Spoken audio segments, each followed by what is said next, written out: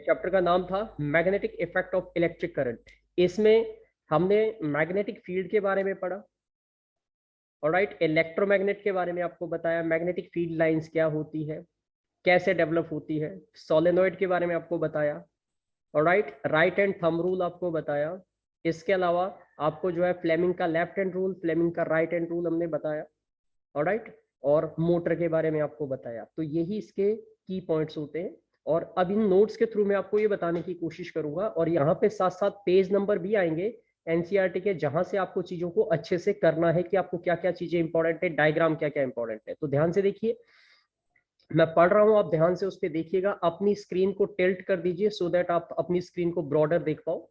देखिए, magnet is an object that attract object made up of iron, cobalt and निकल। यानी कि magnetic ऐसा मटेरियल होता है जो कि नेचर में बहुत सालों पहले ढूंढा गया था। ये म्यूट कर दीजिए बेटा पीछे अपना,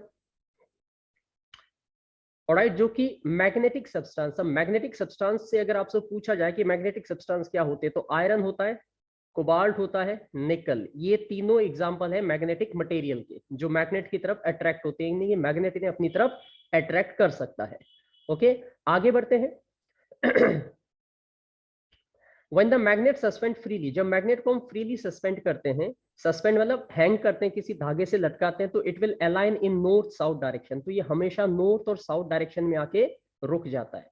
लाइकवाइज हम कह सकते हैं कि जो पोल्स होते हैं मैग्नेट के, दो पोल होते हैं, बाइपोलर होता है मैग्नेट, और इसमें जो लाइक पोल होते हैं वो रिपल करते हैं एक दूसरे को, जबकि जो अनलाइक पोल होते हैं वो एक दूसरे को क्या करते हैं, अट्रैक्ट करते हैं, राइट। उसके बाद आगे देखिए, मैग्नेट आर यूज्ड। अगर यूजेस के बारे में बात करें कि मान लो आपसे एप्लीकेशन पूछ ली, तो हम ये लिख सकते हैं कि जो रेडियो या स्टीरियो के जो स्पीकर्स होते हैं उसमें मैग्नेट का यूज होता है, रेफ्रिजरेटर के डोर्स में मैग्नेट का यूज होता है, ऑडियो और वीडियो बहुत टाइप की चीजें वहां पे मैग्नेट जो है कैसेट प्लेयर में यूज किए जाते थे, सीडी में यूज होते हैं। हार्ड डिस्क जो होती है, फ्लॉपीज हुआ करती थी कंप्यूटर की, उनके अंदर इनका यूज होता था। और यहाँ तक कि जो बच्चों के बहुत सारे टॉयज है उसमें भी हम मैग्नेट्स का यूज करते हैं। अब बात करते हैं कि ये तो था मोटी मोटी बातें जो आप छोटी क्लासेस में जानते हो या सीख चुके हो या आपको जनरली पता भी होगी। अब बात करते हैं मैग्नेटिक फील्ड क्या होती है। तो फील्ड का मतलब हो गया रीजन, एरिया। तो area around the magnet, magnet के चारों तरफ वो एरिया जहां पे मैग्नेटिक फील्ड या मैग्नेटिक फोर्स को हम डिटेक्ट कर सकते हैं with the help of compass, is known as magnetic field. उसे मैग्नेटिक फील्ड कहते हैं। ध्यान से समझिएगा मेरी बात को। Okay, north pole called the magnetic. अब यहाँ पे हम क्या है, तो जो मैग्नेट है उसके पास दो पोल होते हैं, नॉर्थ पोल और south pole, and it is the quantity that both the direction and magnitude बताती है। तो मैग्नेटिक फील्ड जो होती है वो आपको मैग्नेट के किसी भी मैग्नेट की डायरेक्शन और मैग्नेटिक मैग्नीट्यूड दोनों चीजों को बताती है। उसे नॉर्थ पोलाइज कहा जाता है, पोल्स कहा जाता है actually, alright. Magnetic field lines की अगर हम बात करें तो वो रेज जो मैग्नेट के चारों तरफ कहां तक फील्ड है, किस रीजन में फील्ड है, उसको ड्रॉ करने के लिए रिप्रेजेंट करते हैं, उसे मैग्नेटिक फील्ड कहते हैं। तो it is represented by the lines, that's why they are called magnetic field line. And the path traced by the unit north pole in a magnetic field line जो है वो हमेशा नॉर्थ टू साउथ दिखाया जाता है। Magnetic field lines are called magnetic lines of force. तो magnetic field lines को हम simply magnetic lines of force भी कहते हैं।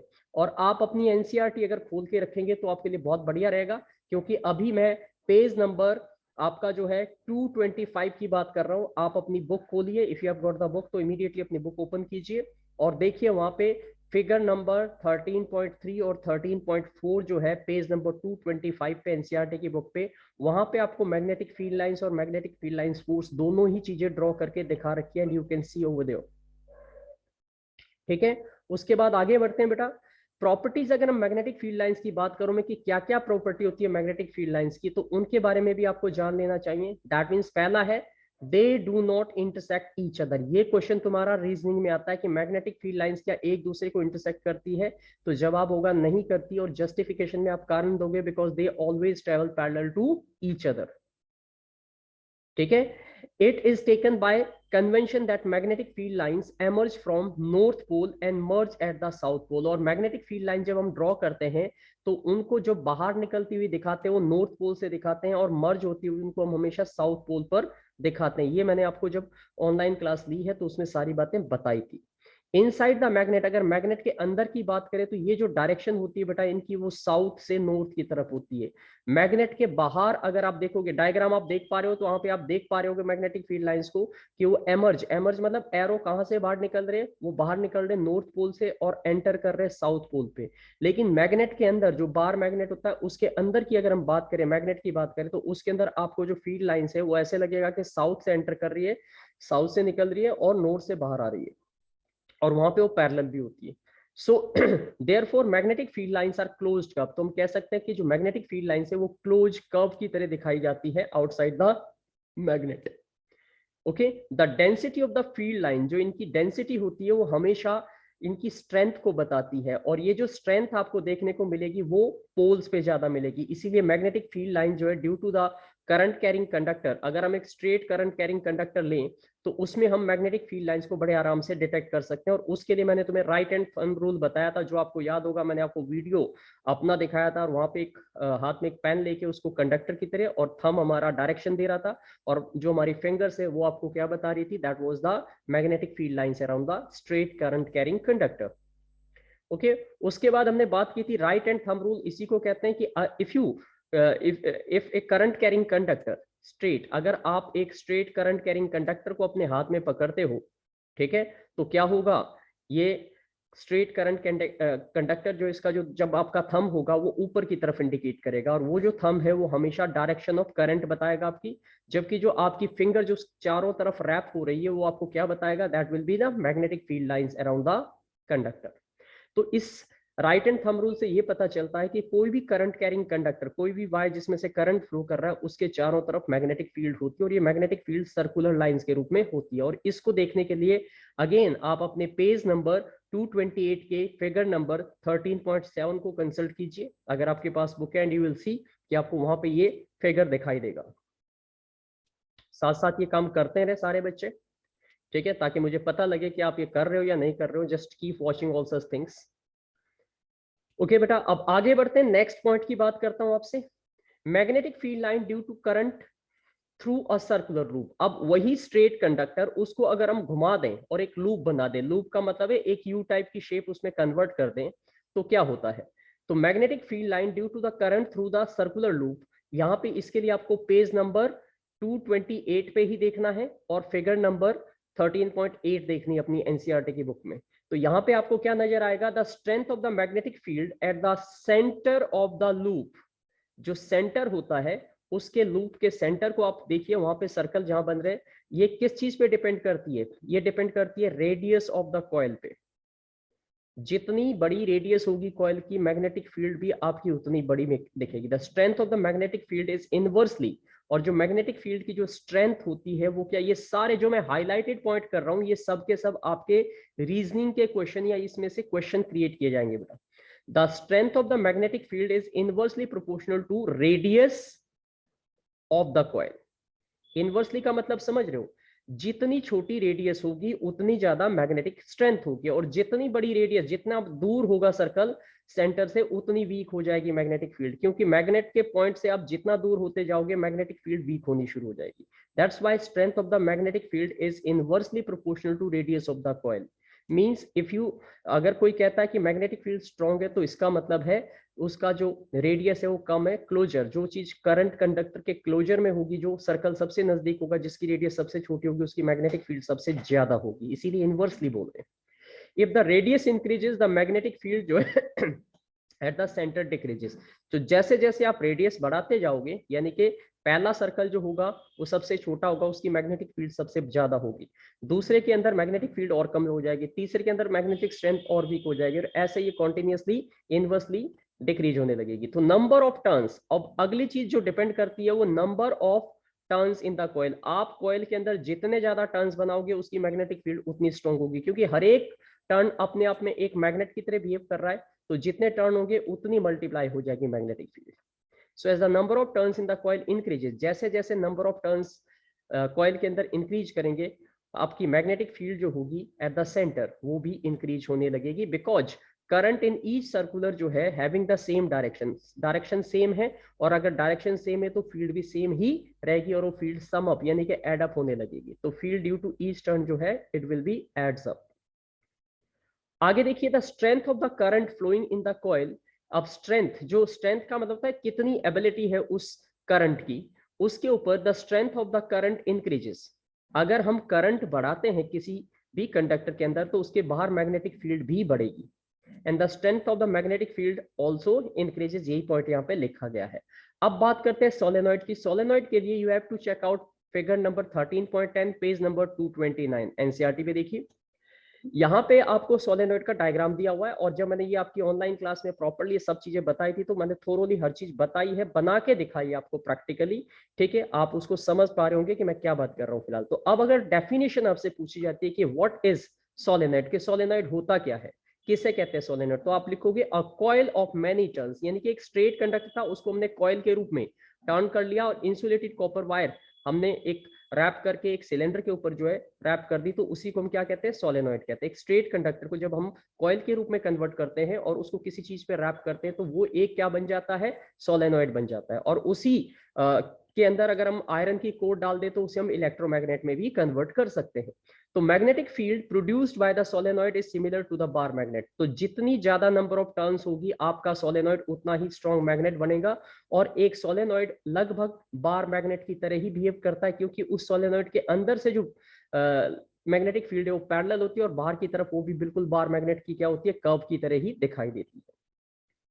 The strength of the magnetic field is proportional to the number of turns. तो जो स्ट्रेंथ होती है मैग्नेटिक फील्ड की किसी भी सोलेनॉइड की, वो प्रोपोर्शनल होती है नंबर ऑफ टर्न्स, ठीक है, एंड मैग्नीट्यूड ऑफ करंट। तो कहने का मतलब है अगर आपसे कहा जाता है कि आपको एक सोलेनॉइड बनाना है और उसके अंदर आपको करंट को बढ़ाना है, या करंट को नहीं सॉरी मैग्नेटिक फील्ड स्ट्रॉन्ग बनानी है, तो आपको क्या करना होगा, आप दो में से एक काम कर सकते हो। या तो नंबर ऑफ टर्न्स बढ़ा दीजिए, यानी कि जितने ज्यादा उसके ऊपर टर्न्स होंगे, जितनी ज्यादा कॉइल बड़ी बनेगी, ठीक है, समझ लीजिए आपका वो सोलेनॉइड उतना स्ट्रॉन्ग मैग्नेटिक फील्ड जनरेट करेगा। और अगर वो संभव नहीं है तो हम क्या करेंगे, जो करंट हम उसको दे रहे हैं उसके अंदर अगर हम 2 बैटरी लगाई हुई थी तो हम उसके अंदर अगर 5 बैटरी लगा देंगे तो भी ज्यादा करंट होगा, तो मैग्नेटिक फील्ड भी बढ़ेगी।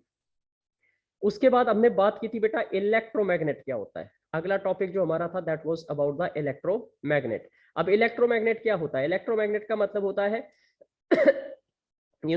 ये एक तरीके का सोलेनॉइड ही है, बस फर्क सिर्फ इतना है कि इसमें हम एक लॉन्ग कॉइल लेते हैं, ठीक है, यानी कि कॉपर की वायर हमने लंबी सी ली और उसको हम रैप करते हैं। रैप का मतलब होता है लपेटते हैं, किसके ऊपर, सॉफ्ट आयरन कोर पे। अगर हम सॉफ्ट आयरन कोर पे ना रैप करें तो सोलेनॉइड है, और अगर उसके अंदर हम एक सॉफ्ट आयरन की रोड डाल दें और फिर उस पर रैप करें तो वो क्या कहलाएगा, इलेक्ट्रोमैग्नेट। बस इतना सा फर्क होता है और ज्यादा कोई डिफरेंस इसमें नहीं है, ठीक है। क्योंकि जो आयरन की कोर, आयरन की जो रोड हमने डाली है, वो आयरन की रोड जब उस मैग्नेटिक फील्ड के कांटेक्ट में आएगी तो वो मैग्नेट बन जाएगा, और इसीलिए उसको नाम दे देंगे इलेक्ट्रोमैग्नेट, क्योंकि इलेक्ट्रिक करंट की वजह से जो मैग्नेटिक फील्ड पैदा हो रही है उसी से वो मैग्नेट बना है। That's why it is called electromagnet. और अगर आप वो आयरन की रोड को निकाल दोगे तो वो सिंपली एक सोलेनॉइड रह जाएगा।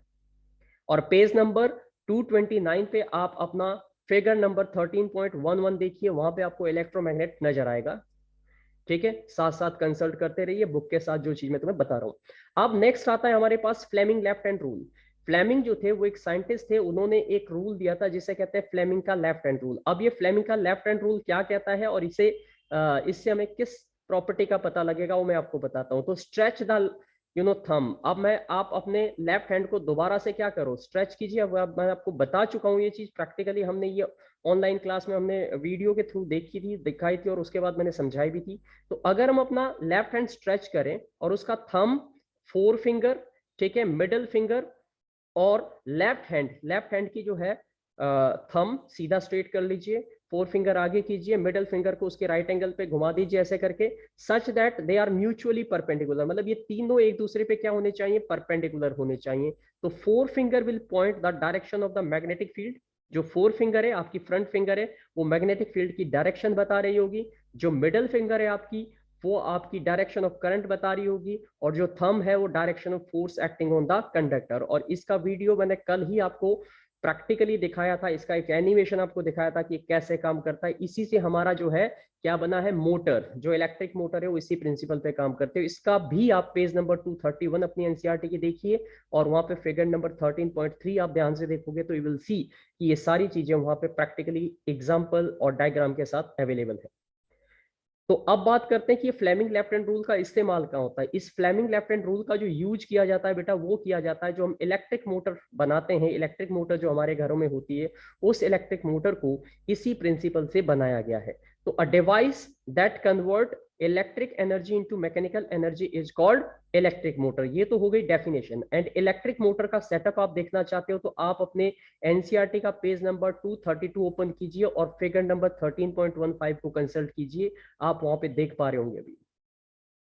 ओके, तो ये मोटर की बात है। मोटर की प्रिंसिपल की अब जो क्वेश्चन जैसे आने में उसी का भी शॉर्ट लिस्टेड चीजें सारी की सारी चैप्टर हमने थोरोली पढ़ा। इसके बाद इसके अंदर से किन किन बातों को आपने सीरियसली समझना है, जिसमें आपकी डेफिनेशन, उसके की पॉइंट, उसके कॉन्सेप्चुअल पॉइंट, ताकि आप जब एग्जाम में क्वेश्चन आए तो आप सोच पाओ कि वो जो क्वेश्चन है वो किस पॉइंट से और किस तरीके के फॉर्मेट पे पूछा गया है, तो आपका आंसर मॉड्यूल क्या रहेगा उसके लिए। ओके, अब प्रिंसिपल ऑफ इलेक्ट्रिक मोटर, जो इलेक्ट्रिक मोटर है वो किस प्रिंसिपल पे काम करती है। तो इलेक्ट्रिक मोटर का जो प्रिंसिपल होता है उसे भी बड़े ध्यान से समझ लीजिएगा सारे बच्चे, कि व्हेन रेक्टेंगुलर कॉइल, अब ये वही रेक्टेंगुलर कॉइल है जिसका आपने कल यानी कि प्रीवियस क्लास के अंदर जिसका आपने जो है एनिमेशन वीडियो देखा था, प्रैक्टिकल देखा था एक्चुअली। सो मैंने rectangular coil is placed in the magnetic field and current is pass through it, और करंट उसमें से हम पास कर रहे थे। तो हमने क्या कर रखा था, एक तो हमने permanent magnet north south pole लगा रखे थे और उसके बीच में करंट कैरिंग वायर थी जिसमें से करंट आ रहा था। तो जैसे ही करंट का स्विच हम ऑन करते हैं, वो वायर को, उस वायर को क्या मिलता है, एक फोर्स मिलता है और वो डिफ्लेक्ट होने लगती है। तो यही यहाँ पे लिखा है, force act on the coil which rotate it continuously, और उसी की वजह से वो मूवमेंट हो रहा था और उसी रोटेशन की वजह से उस कॉइल में कोई शिफ्ट मिलती है और वो घूमना शुरू करती है, जो कि हमने मोटर के सेटअप में देखा था। तो प्रिंसिपल की अगर हम बात करेंगे तो हम लिखेंगे कि it work on the principle of, ठीक है, इलेक्ट्रोमैग्नेटिक फील्ड। ये इलेक्ट्रोमैग्नेटिक फील्ड या लेफ्ट हैंड जो रूल है उस पर ये काम करता है। इलेक्ट्रोमैग्नेटिक इंडक्शन अगला कॉन्सेप्ट था हमारा, जो कि जनरेटर को बनाने के लिए यूज किया जाता है। इंडक्शन का मतलब समझिए बेटा, इंडक्शन का मतलब होता है जहां पे चीज को इंड्यूस किया जा रहा है, पैदा किया जा रहा है। तो जहां पे मैग्नेटिज्म की, मैग्नेट की मदद से अगर हम इलेक्ट्रिसिटी पैदा कर सके तो उस प्रोसेस को कहते हैं electromagnetic induction. The process by which changing the magnetic field, कि अगर हम मैग्नेटिक फील्ड चेंज करते हैं तो उसकी वजह से करंट इंड्यूस, यानी कि करंट पैदा होता है कंडक्टर के अंदर और वो डिवाइस इलेक्ट्रिसिटी जनरेट करने लगती है। इस प्रोसेस को, इस मेथोडोलॉजी को कहते हैं इलेक्ट्रोमैग्नेटिक इंडक्शन। सिंपली आप समझिए, प्रोसेस ऑफ क्रिएटिंग या developing the electric current with the help of the electromagnetic induction is known as electromagnetic induction for creating the electricity. Okay, और इसके बाद अगला जो टॉपिक हमारा आएगा वो है right and thumb rule. That is the right and thumb rule. जैसे हमने लेफ्ट एंड थंब रूल पढ़ा था ऐसे ही आपका राइट एंड थंब रूल है। फर्क सिर्फ इतना है कि राइट एंड थंब रूल के अंदर हमें राइट हैंड का इस्तेमाल करना है। तो स्ट्रेच योर राइट हैंड, आप अपने राइट हैंड को भी ऐसे ही स्ट्रेच कीजिए। तो आपकी जो फोर फिंगर है, फोर फिंगर मतलब जो आपकी थंब के बाद दूसरे नंबर पे जो उंगली होती है उसको फोर फिंगर कहते हैं। फिर मिडिल फिंगर उससे नेक्स्ट वाली होती है, ठीक है। और राइट हैंड जो है, राइट हैंड का जो थंब है, उनको अगर आप राइट एंगल पे एक दूसरे पे करो, बिल्कुल जैसे हमने लेफ्ट हैंड पे किया था वैसे ही, so that they are mutually perpendicular to each other. तो फोर फिंगर क्या पॉइंट करेगी, ये बताएगी डायरेक्शन ऑफ मैग्नेटिक फील्ड। अब ध्यान देना, पहले वाले में जो है वो भी वही था, यहाँ पे भी वही है, सिर्फ डायरेक्शन अपोजिट हो गई है। पहले जो लेफ्ट साइड की तरफ जा रही थी अब वो राइट की तरफ हो जाएगी, क्योंकि हमने राइट हैंड का इस्तेमाल किया है। तो four finger in the direction of magnetic field and the thumb gives the direction of the motion of the conductor, and जो मिडल फिंगर होगी बेटा वो आपको क्या देगी, वो देगी आपको करंट का इंड्यूस, यानी कि करंट किस डायरेक्शन में पैदा हुआ है। बिकॉज पहले वाले में लेफ्ट हैंड में क्या इंड्यूस हुआ था, मैग्नेटिक फील्ड इंड्यूस हुई थी, यहाँ पे करंट इंड्यूस हो रहा है। इंड्यूस मतलब पैदा हो रहा है। और इस तरीके से ये जो फ्लेमिंग का राइट हैंड थंब रूल है, इसका इस्तेमाल इलेक्ट्रिक जनरेटर को डेवलप करने के लिए किया गया है। इलेक्ट्रिक जनरेटर इस प्रिंसिपल से तैयार किया गया है। ये बातें बड़े ध्यान से सारे बच्चों को समझने की कोशिश करनी है, ठीक है।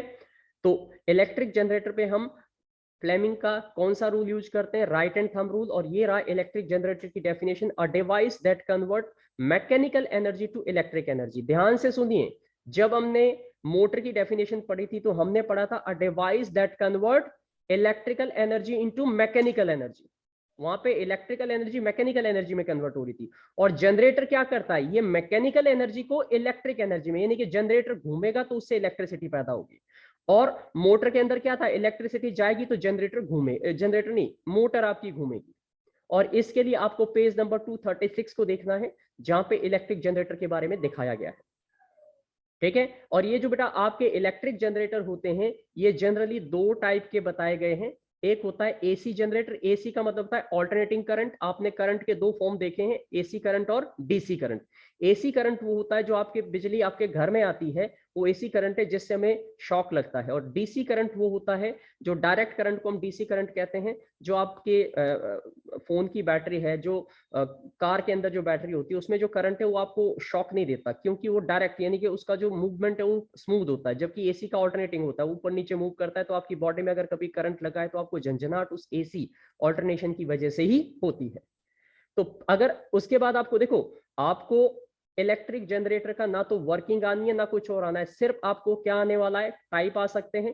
और आपको एक और चीज आ सकती है जिसे कहते हैं कि प्रिंसिपल, कि किस प्रिंसिपल पे जो इलेक्ट्रिक जनरेटर है वो काम करता है। तो यहां देखिए, principle of electric generator, electromagnetic induction. ध्यान से समझिएगा, इलेक्ट्रोमैग्नेटिक इंडक्शन ये है इलेक्ट्रिक जनरेटर का प्रिंसिपल। समझ गए, इलेक्ट्रोमैग्नेटिक इंडक्शन। 1 मार्क में कुछ आएगा। जितनी बातें मैं इन नोट्स के थ्रू आपको बता रहा हूं, वो ये समझ लीजिए कि हमने पूरे समुद्र को एक छोटे से घड़े में भर दिया और सारी की सारे रियल चीज को कंबाइन कर दिया। आप इन एक एक पॉइंट को ध्यान से समझें, try to understand and memorise करें, ताकि आप इनके बेस पे अपने आंसर तैयार कर पाओ, अपने आंसर लिख पाओ वहां पे। ठीक है। डोमेस्टिक इलेक्ट्रिक सर्किट का भी आपका एक डायग्राम आपकी बुक में दिया हुआ है, जो कि आपका पेज नंबर 238 है और फिगर नंबर 13.20 है। तो ये वो है जो हमारे घर में बिजली का सर्किट कैसे होता है, मीटर कहाँ लगा हुआ है, वायर कैसे आ रही है, बाहर से क्या आ रही है, उन सब चीजों को वो बताता है। तो we receive the electric supply. अब यहाँ पे जो मैं बातें बताने वाला हूँ बड़ी इंपॉर्टेंट बातें, और ये जितनी भी मैं चीजें आपको यहाँ पे बताने वाला हूँ वो आपके लिए एक एक नंबर के क्वेश्चन लेके आने वाली है। देखिए, हमारे घर में जो इलेक्ट्रिक सप्लाई आती है, ठीक है, वो मेन लाइन के थ्रू आती है, जो कि पोल से केबल्स हमारे घर तक पहुंचती है, जो सबसे पहले मीटर बिजली का लगता है उसमें एंटर करती है। In our houses we receive AC electric power. याद रखना, हम अपने घरों में, आप सभी इंडिया में जितने भी रहते हो, हमारे घरों में जो इलेक्ट्रिसिटी आ रही है वो कौन से फॉर्म में आ रही है, एसी इलेक्ट्रिक करंट के रूप में आ रही है। एसी का मतलब हो गया ऑल्टरनेटिंग करंट।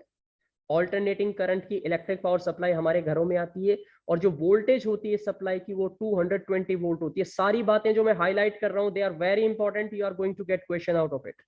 फ्रीक्वेंसी कितनी होती है बेटा, फ्रीक्वेंसी होती है आपकी 50 हर्ट्ज। यानी कि जो करंट आ रहा होता है उसकी जो फ्रीक्वेंसी है, फ्रीक्वेंसी क्या होती है, एक सेकंड में कितनी वो वाइब्रेशन क्रिएट कर रहा है, उसको कहते हैं फ्रीक्वेंसी। तो 50 हर्ट्ज होती है। हर्ट्ज जो है वो ऐसा यूनिट होती है किसकी, फ्रीक्वेंसी की। तो 3 बातें याद रखनी है। हमारे घरों में आने वाली जो सप्लाई है वो कहां से आती है, इलेक्ट्रिक मेन के थ्रू आती है, जो पोल्स के ऊपर केबल्स होती है उससे ली जाती है।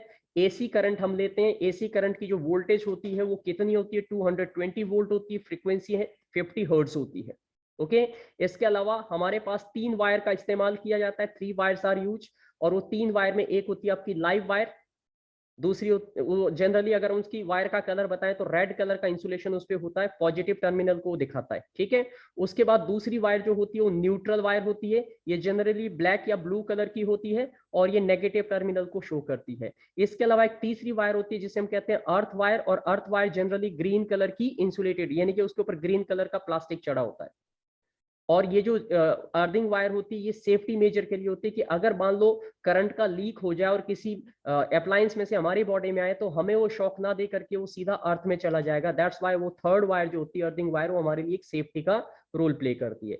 अब उसके बाद देखिए शॉर्ट सर्किट किसे कहते हैं। शॉर्ट सर्किट जो है, अगर it is caused by touching of the live wire and neutral wire. अगर दो वायर जो बिजली की होती है उनको आप आपस में मिला दो तो आप देखोगे वहां पे आग लग जाएगी, और उसी को शॉर्ट सर्किट कहते हैं। और ये शॉर्ट सर्किट जो ओवरलोडिंग की वजह से भी होता है।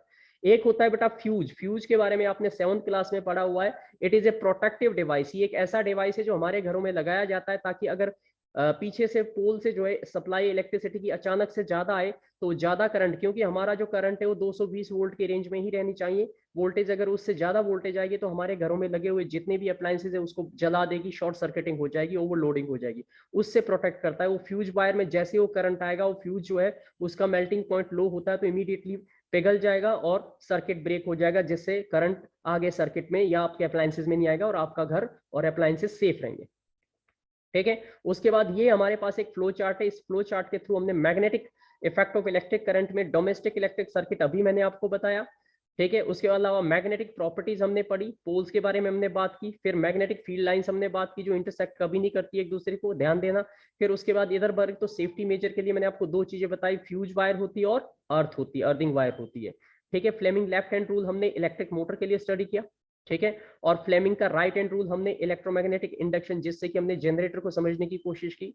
उसके बाद इलेक्ट्रोमैग्नेट क्या होते हैं, अगर एक सोलेनॉइड को के अंदर से हम एक आयरन की कोर डाल दें तो वो एक इलेक्ट्रोमैग्नेट की तरह बिहेव करता है जब उसमें से करंट फ्लो करता है। सोलेनॉइड किसे कहते हैं, सोलेनॉइड की बात करें तो अगर हम एक वायर को, कॉपर वायर को रैप करके उसकी एक कॉइल बना ले तो उसी को हम सोलेनॉइड का नाम देते हैं। राइट एंड थंब रूल जो है वो शो करता है कि मैग्नेटिक फील्ड लाइंस किस तरीके से काम करती है। तो ये ओवरऑल हमारा कंसेप्ट था जो हमने यहाँ पे कंप्लीट कर लिया। ये है कुछ इंपॉर्टेंट डायग्राम जो आपको मैंने अभी थोड़ी देर पहले बताया कि ये कहाँ कहाँ कौन कौन से पेज पे ये आपके डायग्राम आपके एग्जाम में आ सकते हैं। ये डायग्राम जो है ये बताता है कि अगर एक स्ट्रेट करंट कैरिंग कंडक्टर के पास हम कंपास रखेंगे तो डिफ्लेक्ट होगा, जिससे पता लगता है कि एक कंडक्टर जो है, कोई भी वायर जिसमें करंट फ्लो कर रहा है उसके चारों तरफ मैग्नेटिक फील्ड होती है। दूसरे वाला जो डायग्राम आपको यहाँ पर रेड कलर का दिख रहा है, ये एक बार मैग्नेट के चारों तरफ जो है मैग्नेटिक फील्ड लाइंस को दर्शाया गया है। यहाँ पे ये जो आपका है ये आपका राइट एंड थंब रूल को इंडिकेट करता है, और उसके राइट साइड में जो है वो जो फील्ड लाइंस की मैग्नेट के चारों तरफ फील्ड लाइन ड्रॉ करने के लिए, ये क्वेश्चन भी तुम्हारे लिए बहुत इंपॉर्टेंट है, ये भी एग्जाम में बहुत ज्यादा पूछा जाता है ड्रॉ करने के लिए। यहाँ पे अगर देखेंगे तो ये एक सिंपल एक्सपेरिमेंट है जिसमें हमने टर्मिनल यानी कि पॉजिटिव और नेगेटिव टर्मिनल जब हम चेंज करते हैं, देखो यहाँ पे इधर पॉजिटिव है इधर नेगेटिव है, यहाँ पे इस साइड में हमने नेगेटिव ले आए पॉजिटिव बदल दिया तो डायरेक्शन भी करंट की बदलेगी तो मैग्नेटिक फील्ड भी चेंज होती है। ये सब अभी अभी आपने पेज नंबर के थ्रू देखे फिगर से, ये सारी की सारी। ये आपके पास सिंगल करंट कैरिंग कंडक्टर के बारे में बता रखा है, और ये बता रखा है कि किस तरीके से कंसेंट्रिक सर्कल बनते हैं। और ये लूप था जो हमने देखा था कि अगर इसी स्ट्रेट कंडक्टर को हम आपसे घुमा दें तो ये लूप बनेगा और मैग्नेटिक फील्ड लाइंस बनेगी, जिसमें सेंटर में से जो लाइन जाएगी वो पैरेलल होगी। ठीक है। यहाँ पे अगर आए तो यहाँ पे अगर तुम इसको देखो तो ये आपके पास ये वाला जो डायग्राम है ये आपके पास एक फील्ड लाइन से सोलेनॉइड, ये वाला सोलेनॉइड है लेफ्ट साइड में, और राइट साइड में जो है वो एक्सपेरिमेंट है जो मैंने आपसे कहा था बड़ा इंपॉर्टेंट है, जिसके बेस पे हमने मोटर को डिजाइन किया था। और सबसे आखिरी में ये नॉर्थ साउथ जहाँ पे लिखा है ये आपका जो है इलेक्ट्रिक जनरेटर का सिंपल डायग्राम दिखाने की कोशिश की गई है। ठीक है। ये मोटर को भी इंडिकेट करता है, जनरेटर को छोटा सा फर्क होता है। ठीक है। ये आपके पास करंट इंड्यूस, दो कॉइल लगा दो तो उससे करंट कैसे इंड्यूस होता है उसके बारे में बता रखा है। ये आपका जो है फ्लेमिंग का राइट हैंड रूल हो गया बेटा। ठीक है। और यहाँ पे ये जनरेटर की कंडीशन दिखा दी इन्होंने, ये जनरेटर का हो गया डायग्राम, आपका जनरेटर का नहीं आने वाला है। ये आपका इलेक्ट्रिक सर्किट का डायग्राम हो गया घरों के अंदर, जो ये देखो पावर सप्लाई मेन आ रही है, 3 वायर दिखा रखी है, लाइव को रेड किया गया, न्यूट्रल को ब्लैक किया गया एंड सो ऑन। ठीक है। और ये पूरा सर्किट है, ये सिर्फ आपको दिखाना ड्रॉ करने के लिए आ सकता है, तो इसकी प्रैक्टिस जरूर कर लिए। सारे ऐसे डायग्राम है जो ड्रॉ करने के लिए आ सकते हैं, इसीलिए लास्ट में मैंने ये डायग्राम को दिया है। उसके बाद अब क्वेश्चन आंसर वगैरह है वो हम अगली क्लास में करेंगे, क्योंकि अभी हमारे पास समय 1 मिनट से कम बचा हुआ है। तो ये मैंने पूरा चैप्टर का एक, जिसे कहते हैं ना, मेन कॉन्सेप्ट और सारे टॉपिक्स को रिव्यू करवा दिया है। इन सारी चीजों को एक बार आप सारे बच्चे दोबारा, एनसीईआरटी की बुक तो पढ़नी है, साथ में एग्जाम्पल वहां से कंसल्ट करने, लेकिन डेफिनेशन, पॉइंट्स, कंसेप्ट, इसमें कोई आपका न्यूमेरिकल नहीं आ रहा है, कोई कुछ नहीं आ रहा है, इसमें सीधे स्ट्रेट फॉरवर्ड क्वेश्चन आएंगे, या रीजनिंग के क्वेश्चन आएंगे, या डिफाइन आएगा, या वन वर्ड क्वेश्चन आएगा, इस तरीके के क्वेश्चन है। ये चैप्टर 6 नंबर में आ रहा है आपका। ठीक है। तो इसलिए इस चैप्टर को बड़े अच्छे से करने की जरूरत है आपको। ठीक है। तो ये था आज का टॉपिक, जिसमें ये एक चैप्टर, ये चैप्टर मैंने पूरा अच्छे से रिवाइव कर दिया। अब हमारे पास 2 चैप्टर बचे हुए। कल की क्लास के अंदर मैं आपका जो है एनवायरनमेंट वाला चैप्टर शुरू कराऊंगा, और वो चैप्टर लगभग मोटा मोटा भी बताऊं मैं तो वो आपका 5 नंबर का स्ट्रेट फॉरवर्ड चैप्टर आ रहा है। और वो चैप्टर भी इजी चैप्टर है, बिकॉज उसमें भी सिंपल सी बातें हैं जो आपको जनरली आधे से ज्यादा चीजें पहले से पता है, आप उन्हें सिर्फ ध्यान से समझोगे तो आपको क्लियर हो जाएगा। 5 नंबर उसमें भी आपके बड़े आराम से कवर हो सकते हैं। ठीक है। उसके बाद एक चैप्टर और बचेगा, उसमें भी थोड़ा सा ही पार्ट है, वो है हमारा एवोल्यूशन का चैप्टर। ठीक है। एक्चुअली उसमें हेरिडिटी और एवोल्यूशन 2 नाम है, बट हम सिर्फ हेरिडिटी करेंगे, एवोल्यूशन वाला पोर्शन आपका नहीं है सिलेबस में।